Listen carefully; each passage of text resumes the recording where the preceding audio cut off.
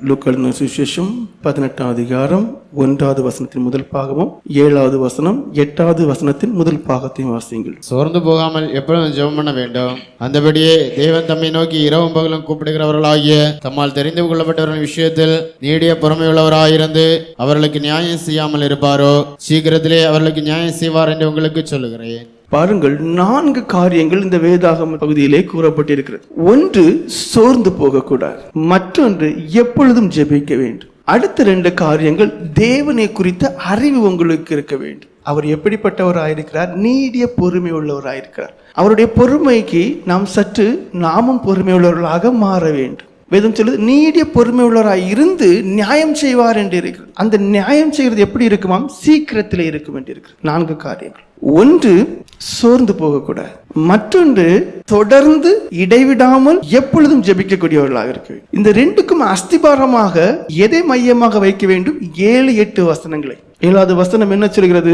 அந்தபடியே தேவன் தம்மை நோக்கி இரவும் பகலும் கூப்பிடுகிறவர்களாகிய தம்மால் தெரிந்து கொள்ளப்பட்டவர்களின் விஷயத்தில் நீடிய பொறுமையுள்ளவராயிருந்து அவர்களுக்கு நியாயம் செய்யாமல் இருப்பாரோ. ஒருவேளை நீங்க ஜெபித்து கொண்டே இருக்கிறீங்க, பதிலே கிடைக்காத போது சாத்தானுக்கு இடம் கொடுத்துடக்கூடாது என்பதற்காக அவர் சொல்கிறார், இரவும் பகலும் இடைவிடாமல் எப்பொழுதும் தம்மை நோக்கி ஜெபம் பண்ணி கொண்டிருக்கிறார்களே, அவர்களுக்கு ஒருவேளை நினைத்த காரியங்கள் நினைத்த பிரகாரமாக நினைத்த வேலையிலே நடக்காமல் இருக்கும் போது சோர்ந்து போயிடக்கூடாது.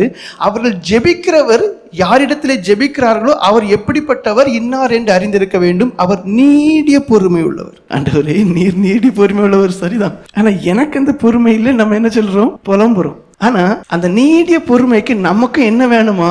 கொஞ்சம் பொறுமை வேணும். எப்படிப்பட்ட பொறுமை வேணும்? காத்திருந்தாலும் பொறுமையா இருந்தாலும் கிடைக்காமல் போகாது. என்னுடைய ஜெபத்திற்கு அதிக நிச்சயமாக பலன் கிடைக்கும் என வேதம் சொல்லுது. நீடிய பொறுமை உள்ளவராக இருக்கிறார். இருந்தாலும் கூட அவர்களுக்கு அவர்களுக்கு சோர்ந்து போகாமல் இடைவிடாமல் இரவும் பகலும் ஆண்டவர் நோக்கி கூப்பிடுறார்களே, அவர்களுக்கு அவர் என்ன செய்வாராம்?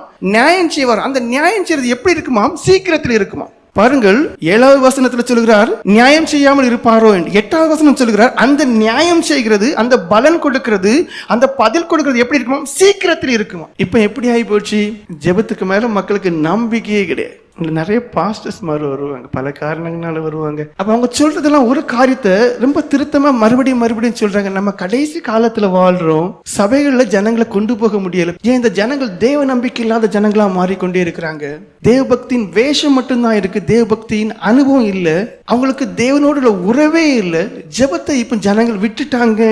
ஜெபத்துக்கு மேல மக்களுக்கு என்ன இல்லை? நம்பிக்கையே இல்லை. இப்போ உங்களை பார்த்தா கேட்டா நீ எவ்வளவு நேரம் ஜெபம் பண்ணு கேட்டா ஒரு சிரிப்பாங்க, ஒரு கள்ள சிரிப்பாங்க. சரி, 2 மணிக்கூர் ஜெபம் பண்ணு சொல்லக்கூடிய அந்த மனுஷன் டைல 1 மணிக்கூர் ஜெபம் பண்ண மனுஷன் நீ 1 மணிக்கூர் எவ்வளவு நேரம் 1 மணமா ஜெபம் பண்ணு கேட்டா பதிலே வர. 1 மணம் இல்லாத ஜெபம் குப்பை. ஒட்டு மொத்தம் ஜனங்களுக்குள்ள ஜெப வாழ்க்கை இல்லை. காரணம் என்ன? அவங்க சொல்றது என்ன பதில் சொல்றாங்க? பொதுவாகவே எல்லாரும் என்ன பதில் சொல்றாங்க? ஜெபம் பண்ணு, கொஞ்ச நாள் ஜெபம் பண்ணு, எந்த பதிலுமே கிடைக்கல.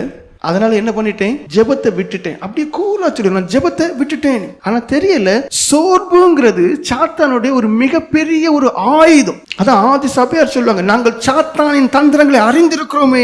அவங்க சோர்வுக்கு இடமே கொடுக்க மாட்டாங்க. இன்னைக்கு கிடைக்கும், நாளை கிடைக்கும், நாளை கிடைக்கும், நாளை கழிச்சு கிடைக்கும். துதித்து கொண்டே இருப்பாங்க, கேட்டுக்கொண்டே இருப்பாங்க.